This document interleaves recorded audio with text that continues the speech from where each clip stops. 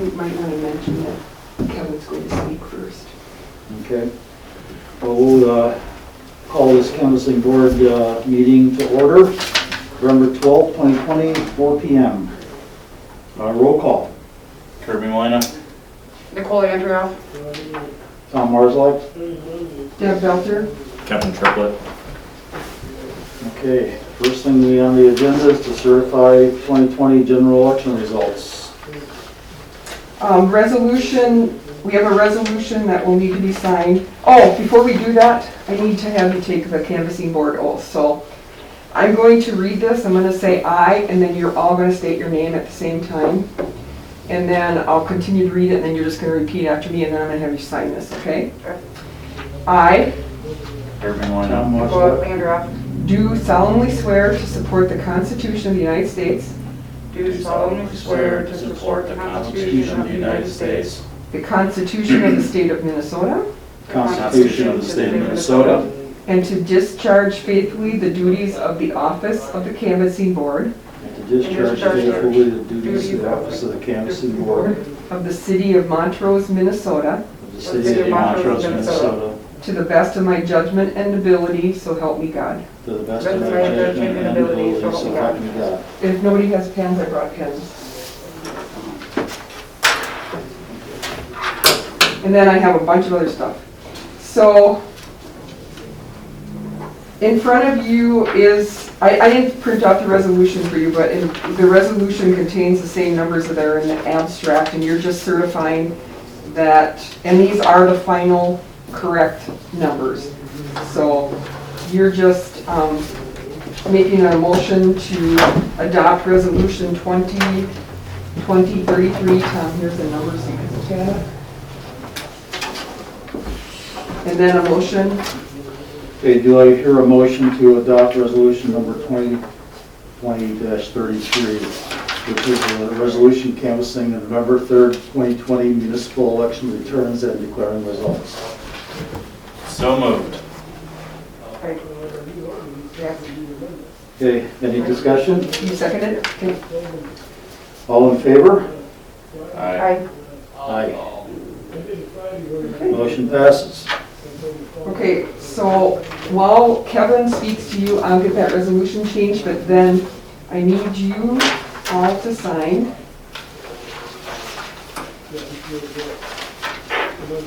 Yeah, I forgot to mention that Kevin Triple will be discussing COVID situation. Emergency management. Emergency management. Yeah. COVID situation at City Hall.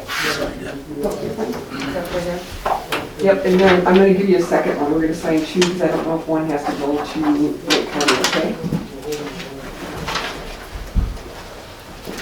So, I'm just going to talk briefly. I just sent out an email, or Deb sent out an email that I had drafted to council and staff persons regarding emergency management and the current uptick in COVID-19 cases in Wright County, which does include the city of Montrose. So Deb, Wayne, and I talked today a little bit, and due to the increase, some emergency decisions needed to be made and some changes in the operations of the city until we can have a more formal sit-down chat with council, which is going to take place at our next workshop on the 30th, I believe it is. That will be an in-person meeting still. So basically we came up with, I'll just kind of go over the highlights of the email here sort of. City Hall is going to be closed beginning Monday. It's going to be much like it was earlier this year. They'll still put a box out there. They're still going to be working every other day, the City Hall staff.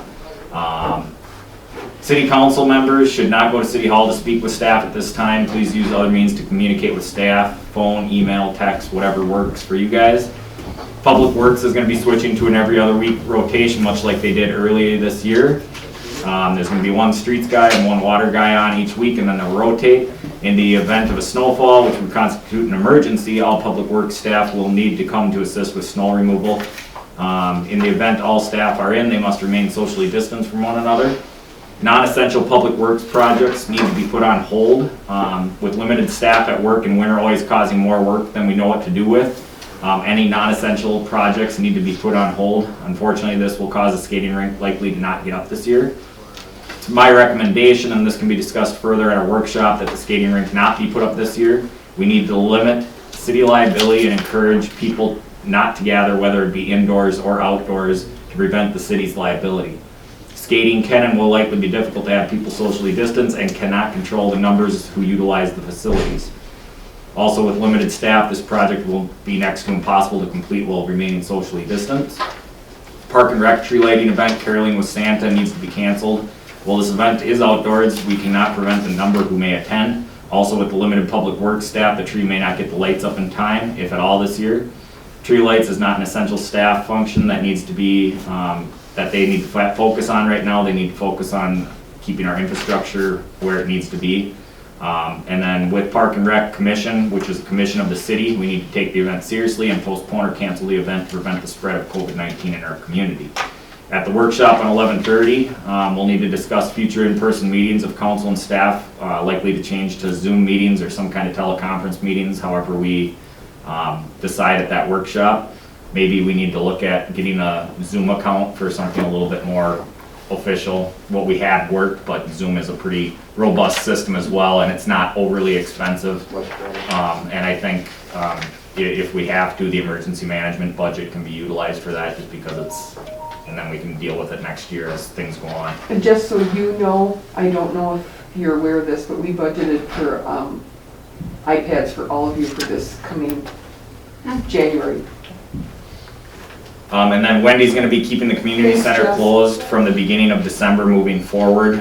She has one or two things on the book that she's gonna be in contact with the people that we're pretty sure that can still move forward. But from that point on, where there's no other reservations made or anything, she's not gonna be accepting reservations any further until we see a decrease in the COVID-19 numbers.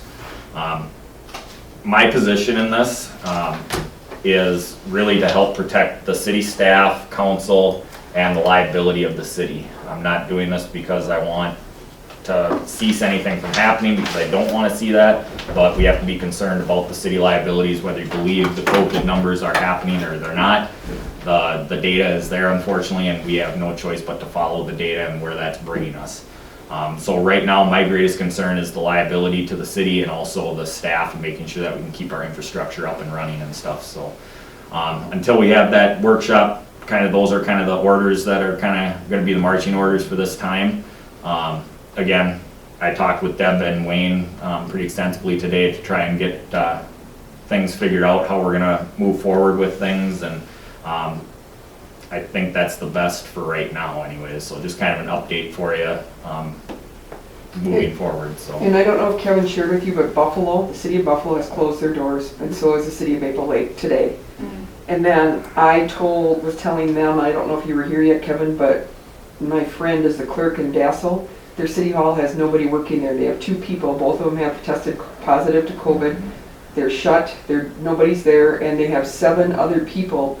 They're not a very big city. They have 7 other people that are tested positive to COVID. And I did talk with Wayne last week. He has been in touch with some other cities who are able to provide mutual aid if necessary to the public works side of things. If something happens in the fire department side, we have resources that we can get. Obviously, response times would be affected greatly if we have to contract out to some place like, let's say, Delano or Buffalo or something like that. But those are the punches that we're just gonna have to roll with as time happens. Hopefully nothing too serious happens, and that's why some of these things need to kind of take place and be taken seriously, especially at our next workshop meeting, where we'll discuss this a little bit more in depth and make some more finalized decisions and stuff. Unfortunately, we couldn't call an emergency meeting in place to get this taken care of, so that's kind of my role as the emergency management director, is to be able to make those calls when we're in some kind of a state of emergency, which we still are, whether you like it or not. So. And you said the workshop would be in person? Yeah, we're still going to do that one in person. There's some pretty...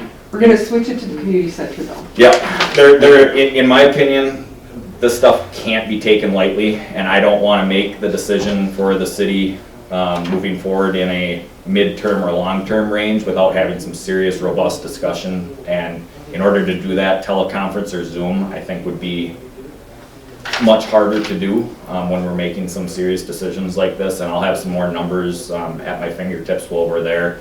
And again, that's 2 weeks away, so we could see a drastic decline in the numbers in that next 2-week period too, and we could just be transitioning back to where we were. I don't think that's gonna happen based on the numbers and what's happening. I don't know what your guys' family's lives look like, but my family's starting to get affected with it. Not my direct family, but some of the outer rings and stuff are starting, friends and people that I know are now being positive. A lot of stuff happening at work where people are starting to get exposed. They may not have COVID, but even if you have an exposure, it causes issues. And with our limited number of staff, specifically in the public works side, we have to be very, very careful and make sure that we're making sound, smart decisions on the city's behalf. So, and I know some of the stuff's not gonna be taken greatly by some, but it's really, we can't control how many people go use a skating rink. We can't control how many people go to a Christmas tree lighting ceremony. So in the best efforts, it's just better to just kind of say, hey, right now we just can't do it. Unfortunately, we're in for probably a harder hit than what we experienced at the beginning when this all started in March. I think we're gonna be getting more and more of it here at the beginning of this year. So I anticipate kind of things staying pretty serious and pretty increased numbers at least through January right now would be my, if I had a crystal ball, that's kind of what I would see right now, I think almost, so.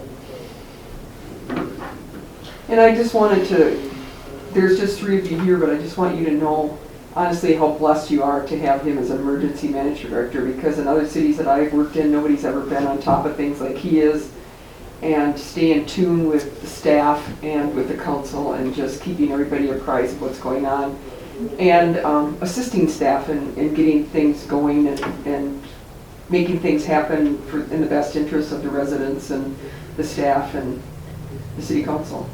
So we're very lucky. Agreed.